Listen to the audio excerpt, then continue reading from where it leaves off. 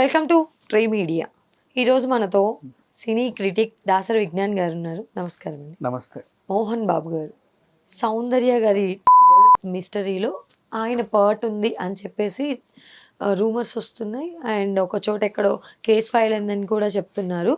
అది ఎంతవరకు నిజం అండి? మా ఒక నిమిషం. సౌందర్య గారి ప్రాపర్టీ మోహన్ బాబు గారు దొబ్బేశారు అనేది ప్రధానంగా వినబడే వార్త.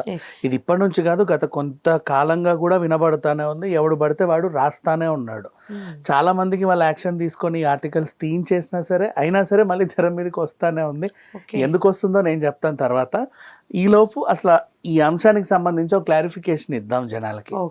ఫస్ట్ ఆఫ్ ఆల్, సౌందర్య ఆస్తిలో మోహన్ బాబు ఉంటున్నాడు అఫీషియల్ గా. చెప్తున్నా, అఫీషియల్ గా అందరికి తెలుసు అనుకుందాం, అదే నిజం అనుకుందాం. సౌందర్య కుటుంబ సభ్యులు బ్రతికే ఉన్నారు కదమ్మా. సౌందర్య ఇప్పుడు మన దగ్గర లేకపోయినా కుటుంబ సభ్యులు ఉన్నారు కదా, తమ్ముడో ఎవరో ఒకరు ఫ్యామిలీ మెంబర్స్ వచ్చి ఇది మాది అని ఇప్పటి వరకు క్లెయిమ్ చేశారా ఏ కోర్టులో అన్న? అన్ని కోట్ల ఆస్తి కదా, చిన్నది కాదు కదా. గిఫ్ట్ ఇచ్చేసారా మరి సంబంధం లేకుండా? అలా అయితే ఉండదుగా. సో ఇది ఫేక్ వార్త. ఈ ఫైల్ చేసిన వ్యక్తి ఎవరు, వాడి గురించి మరి మాట్లాడుకుందాం. ఇప్పుడు ప్రెసెంట్ ఇది జరిగి 21 years అయింది. సౌందర్య గారి మరణం జరిగి 21 ఏళ్ళుగా ఎవరు వచ్చి ఆ ప్రాపర్టీ మాది అని క్లెయిమ్ చేయలేదు సౌందర్య గారి తరఫున. బేసిక్ గా ఇంతకు ముందు సౌందర్య గారిది. అక్కడికే వస్తున్నాం మళ్ళీ.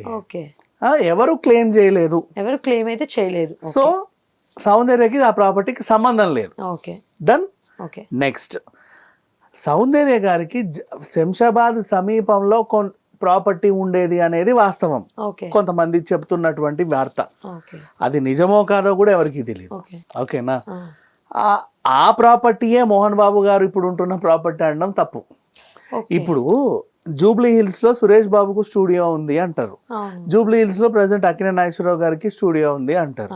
జూబ్లీ హిల్స్ లో ఉన్న ఈ స్టూడియోనే ఆయింది కాదు, ఆ స్టూడియోనే ఈంది అనకూడదు. ఆయనదే ఈందే. ఏరియా జూబ్లీ హిల్స్ అయి ఉంటది. శంషాబాద్ లో సౌందర్య గారికి ఆస్తులు ఉన్నాయి, శంషాబాద్ లో మోహన్ బాబు గారికి ఆస్తులు ఉన్నాయి.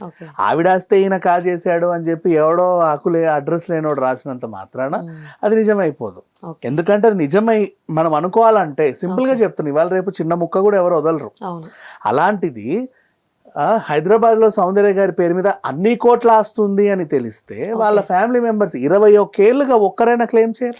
ఇప్పటి వరకు ఇన్ని రూమర్స్ వస్తున్నాయి అంటున్నారు కదా, మరి వాళ్ళ ఫ్యామిలీ మెంబర్స్ అట్లీస్ట్ రియాక్ట్ అవ్వకపోవడానికి దేనికి రియాక్ట్ అవుతారు? రూమర్స్ అనే వాడికి ఎప్పుడు రియాక్ట్ అవ్వాల్సిన అవసరం అవ్వకూడదు అంటారా? అసలు రూమర్ ఎవడో అడ్రస్ లేనోడు ఏదో వాగితే దానికి మనం ఇది కాదండి సమాధానం చెప్పొద్దు. Let them. అది ఎవడు ఎలా మొరిగితే అలా మొరగని. ఆ మొరుగుడికి ఒక అర్థం ఇచ్చి దానికి మనం సమాధానం చెప్పాల్సిన అవసరం లేదు. అండ్ నౌ సరే, ఇప్పుడు ఆవిడది ఇది కాదు అని ఒక ఇండైరెక్ట్ క్లారిటీ ఇచ్చా. ఇంకొక క్లారిటీ, సౌందర్య గారు చనిపోయింది 2004. అవునా? మోహన్ బాబు గారు శంషాబాద్ లో ఒక ప్రాపర్టీ కొనడానికి వెళ్ళింది 2008. సంబంధం ఎక్కడ ఉంది ఇప్పుడు? అది రిజిస్ట్రేషన్ 2008 కి సంబంధించి 2008 లో ఆయన చూసి తర్వాత అప్పుడు రిజిస్ట్రేషన్ చేయించుకున్న ఆస్తి అది జల్పల్లి ఫామ్ హౌస్. సౌందర్య గారు అప్పుడే చనిపోయి 4 ఏళ్ళు అయ్యింది. మరి ఇప్పుడు కొంతమంది ఇలా కూడా అంటున్నారు, సౌందర్య గారు నాకు హౌస్కి కన్స్ట్రక్షన్ కోసం లేదా నాకు కొంచెం ఇట్లా కన్స్ట్రక్ట్ చేసుకుంటాను, నాకు ఎక్కడైనా సైట్ ఉంటే చెప్పండి అని అంటే మోహన్ బాబు గారు రిఫర్ చేశారు. సో ఆఫ్టర్ దట్ ఆవిడ చనిపోయిన తర్వాత లేదా ఆ ప్లేస్ కోసమో లేదా ఇష్యూస్ వల్ల అన్న వార్తలు అయితే వస్తున్నాయి. సో సౌందర్య గారు వచ్చి మోహన్ బాబు గారు నా దగ్గర అపారమైన సంపద ఉంది, దీన్ని ఎక్కడ పెట్టాలో అర్థం కావట్లేదు అంటే, దాదా సౌందర్య నీకు చూపిస్తా చూడు, ఇక్కడే నా ప్రాపర్టీ ఉంది, ఈ పక్కన నువ్వు కట్టుకో అని ఆయన చెప్పినట్టు, ఆయన ప్రాపర్టీ తర్వాత సౌందర్య అక్కడ ఏదో నిర్మాణం చేపట్టినట్టు అనుకోకుండా ఆవిడ యాక్సిడెంట్ లో చనిపోతే అమ్మయ్య ఎలాగో చనిపోయింది కదా అని చెప్పి ఇదంతా నాదే అని ఆయన దొబ్బేసినట్టు రాస్తున్నారు. బట్ ఇక్కడ అసలు వాస్తవం ఏంటంటే సౌందర్య గారి ప్రాపర్టీ కొన్నప్పుడు ఆవిడకి ఎవరు అమ్మారో అసలు కొందో లేదో ఎవరికి తెలియదు.